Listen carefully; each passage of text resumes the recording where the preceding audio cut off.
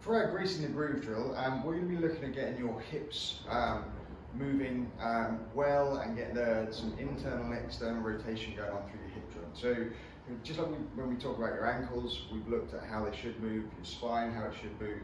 When we look at your hips, they're kind of like the shoulder, they're a ball and socket joint, so they should be able to flex, which is we bend up this way. They should be able to extend, which is go back behind us. They should be able to move out to the side, so abduct or move away from the body. They should be able to adduct, move across the body, and they should be able to rotate in and out. So there's a lot of things going on with your hips.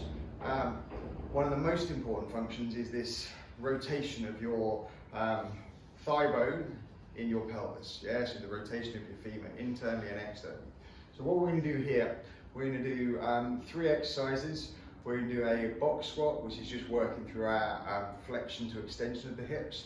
Then we're going to work a seated external rotation stretch, and then we're going to work an internal rotation movement. So we're just looking to get some good quality movement happening through the hip joint.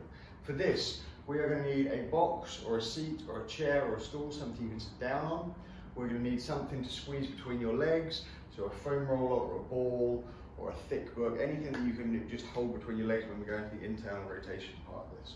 So start off with, we're going to look at our squat. So the squat pattern is one of our fundamental movements. It is sitting down on a chair. They're bending at the knees and the hips, keeping your shoulders and your center of mass over the middle of your feet. So to start off with, you're going to get your feet shoulder width apart, so the heels are kind of under where your hands hang down by your sides, and you're just going to turn your toes out a fraction. So if my feet were at 12 o'clock pointing forwards, I'm going to turn them out just a fraction, so I'm somewhere between 12 and 1 with my right foot, somewhere between 12 and 11 with my left foot.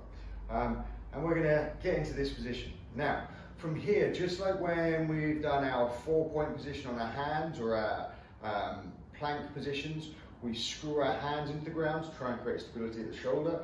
When we're thinking about squatting, we want to lift our toes up and grip the floor, and then we want to screw our feet into the ground, like we're trying to rotate out this way into the mats.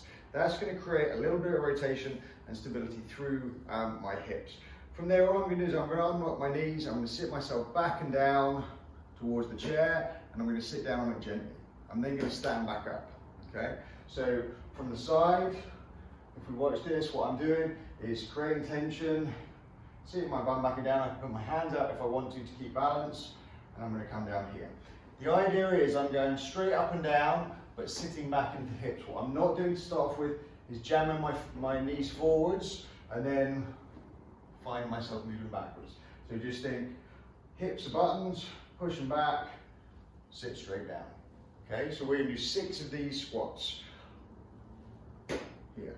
When we sit down, we're not collapsing and turning off. We're imagining we're sitting on eggshells. We're just going to not break those eggshells, then we're going to come up.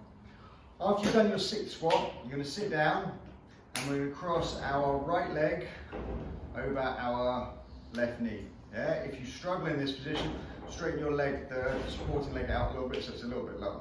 Now when we get here, all we're going to do, put your left hand on the ankle, you're going to pull the knee up and push it down as far as you can. So we're just getting this external rotation stretch through your leg. You're going to do 6 of these, moving the leg as far as you can and just holding it for a second on each one. Then we're going to get our item and we're going to pinch it between our knees here. Now from this position, all you're going to do, you're going to squeeze and keep that still. Your left foot is going to stay on the floor, and your right leg, you're going to turn or try and lift your ankle out to the side as far as you can.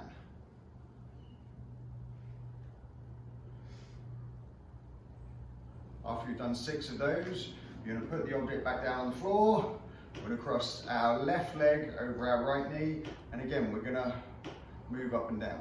Now everyone has one tighter hip and one looser hip. My left hip is tighter than my right hip, so this is a lot more challenging on this side to get a good stretch. It feels tighter and I can't move it as far.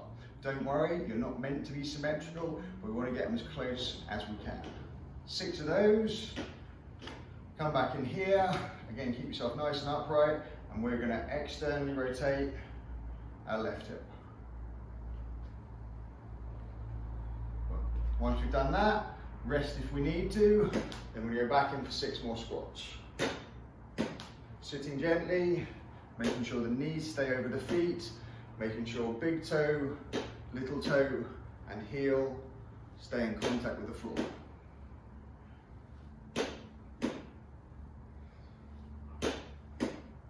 After my 6th squat, I'm going to sit down, cross my right leg over.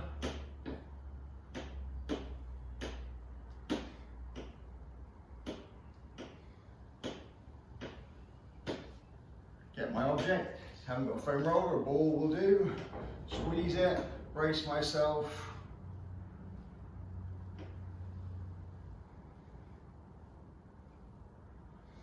Six there.